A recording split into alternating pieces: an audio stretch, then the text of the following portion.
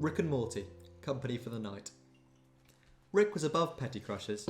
He spent years in and out of relationships, and even more years learning what made people tick. He knew how to turn someone on from watching the way they walked, which also meant he noticed the moment Morty began nursing a crush on him. Morty wasn't a complicated kid, at least not in Rick's mind. He wore his emotions on his sleeve, and more often than not, he thought out loud. His eyes spelt out his emotions instantaneously, and he was physically incapable of maintaining eye contact when telling a lie. However, contrary to Rick's egotistical boasts of self-discipline, he found Morty's innocence irresistibly adorable. Pureness in this form wasn't common, especially in typically in Rick's friends. In fact, he'd almost forgotten all about the appeal of this sort of naivety until he began to recognise it in Morty. Within a few weeks, Morty had gone from a typical idiot grandson to an adoring virgin schoolgirl. Rick could no longer even run his hand through his own hair comfortably without feeling Morty's gaze burn into him. He slowly became overly aware of each move he made and his every habitual tick.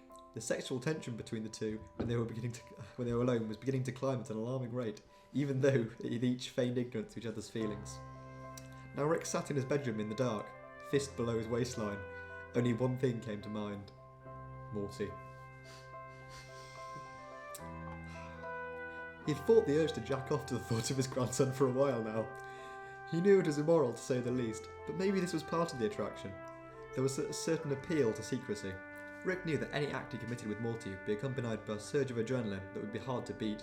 The simple idea of such a rush tempted him relentlessly. He had known all this time, he had a morbid obsession with anything taboo, and this was completely new to him. The thought of fucking his grandson, or making sure their family never found out, it was an incredible turn on. Of course, Rick knew it would be simple for him to keep anyone from finding out. He could easily soundproof his bedroom, or for any room for that matter, and locking the doors would be too easy.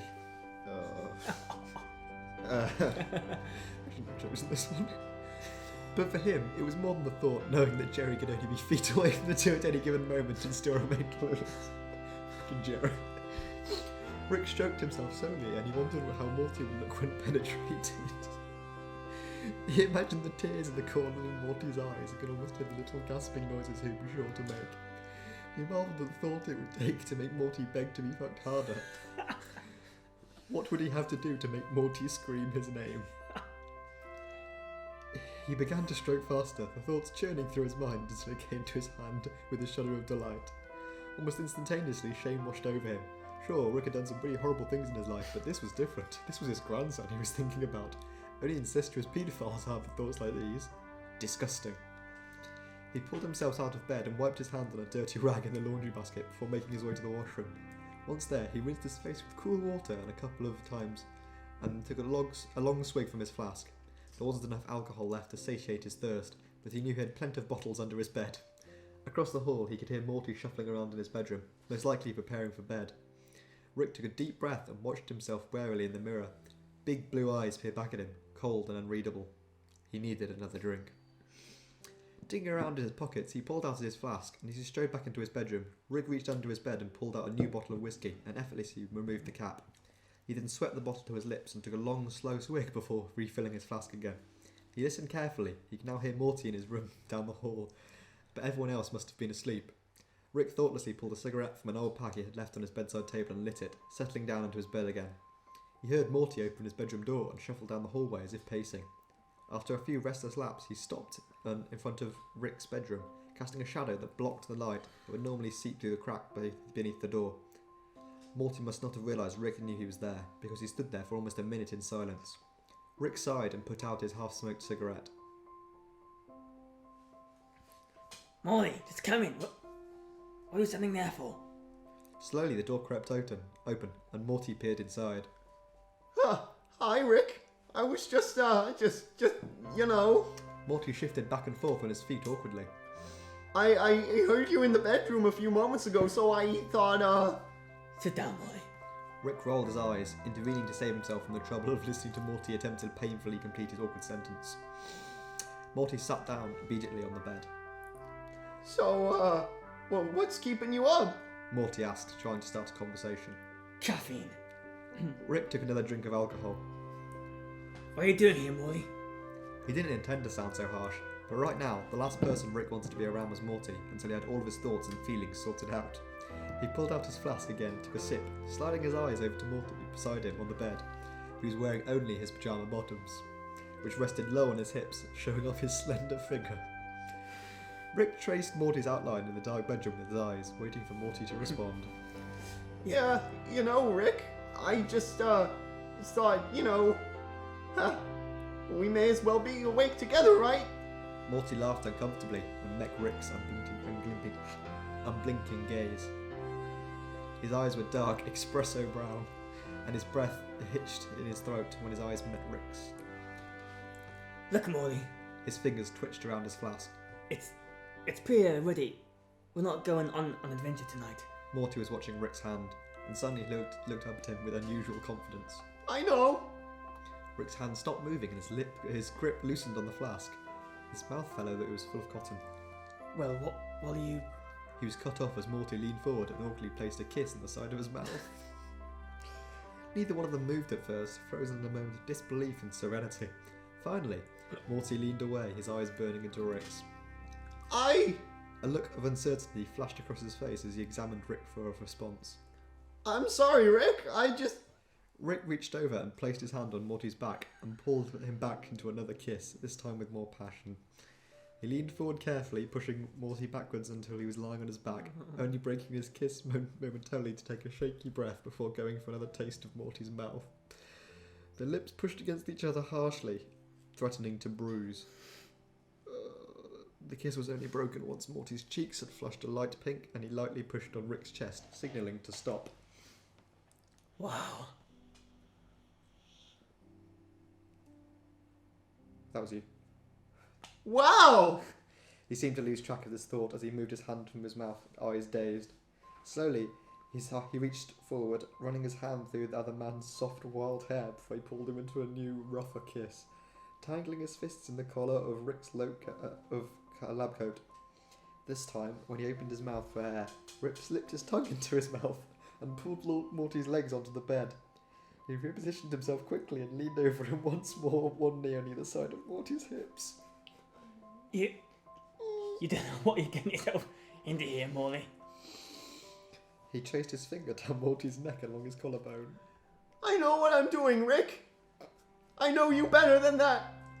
He was doing his best to maintain his confidence, but his voice wavered as he spoke, giving him away. Rick scowled at Morty. What do you know? He burped and leaned back with his knees, reaching for his flask again. Morty's hand caught Rick's as he was pulling the flask out of his pocket. I know what I want, He wavered again, eyes locked with Rick's. Rick cocked an eyebrow, examining the boy incredulously. Morty's hand shook slightly as his fingers moved over Rick's. He pulled himself up to sit so he could face Rick and reached out to grab the flask from him with his other hand. The alcohol smelled like nail polish remover, but he summoned all of his courage and took a big gulp, shuddering as it burned down his throat and he swallowed. Is that me? Yep. I know what I want! Rick fought to disguise his surprise as he watched Morty carefully to gauge his emotions. Morty's brows were knitted together, and a look of adamance was steeled in his eyes. He reached forward once again, running a soft hand along Rick's cheek. I want this! I've been thinking about this for a long time, Rick! I'm not just some kid! This is so great. Morty shuddered, looking away to take another drink from the flask as he tried to think of the right words to say. Rick reached forward, taking his alcohol back and taking another drink for himself. He sized Morty up on the bed in front of him, eyes tracing the light outline of his muscles on his stomach that guided his eyes to the waist of his pants again. I can handle it! Morty leaned forward again, wrapping his arms around Rick's neck. I know what I'm getting into here! I want you, Rick! Thought sank in as Rick tightened the cap on his flask and set it on the bedside table. You want me, huh, Morty? You really think you can handle me? He pushed his face right up to Morty's. You really think you know what you want, eh? Carefully, he pushed Morty back onto the bed again and sank down to run his tongue back up Morty's neck. Yes! Morty gasped at the new sensation, grip tightening around Rick's neck. Without warning, Rick sank his teeth into Morty's neck, biting hard enough that he tasted blood. Now it changes. Morty let out a cry of shock and pain, but Rick covered his mouth to muffle the noise. Rick, Their eyes met again, Rick looking for even the slightest twinge of fear or regret in Morty's expression. Morty inhaled shakily, blinking to hide the tears that were forming. His cheeks burned a dark crimson, and Rick suddenly realised Morty was incredibly turned on. Rick lifted his leg to push it between Morty's thighs. He could feel Morty's erection in his pants, and an almost animalistic grin spread across his face. Okay. You like that? Huh, babe? He leaned in to run his tongue over Morty's ear again. I can't hear you. He whispered in his deep, gruff voice, sent electricity straight through Morty. oh my God, Rick! Yes! That Morty impression. I know. Morty whimpered, buckling against Rick's thigh. Again, without warning, Rick bit into a fresh spot on Morty's neck. He began to suck until the light flesh began to burn into a dark purple. Morty wiggled beneath him, panting and clawing at Rick's back. I'm gonna make you scream, baby. Rick murmured softly, his lips almost touching Morty's collarbone. His hands along Morty's sides, raising goosebumps on his cold skin, and then he gently brushed a hand over a nipple, eliciting a gasp from Morty. Buckled his hips again. Rick roughly shoved his hips down, Morty's hips down, pinning him to the bed. You don't get to make the calls. He pushed his lips harshly against Morty's, forcing his tongue. Sorry, I've lost it again. Oh, sorry. Forcing his tongue into his mouth again so their teeth clashed together. Roughly, he tugged on Morty's nipple, causing him to arch his back in a flurry of ecstasy and excitement. Rick! Fucking aversion. Morty buckled against Rick once again as Rick slipped a hand down his pants to knead his throbbing erection. Jesus, knead it? Like dough. Oh.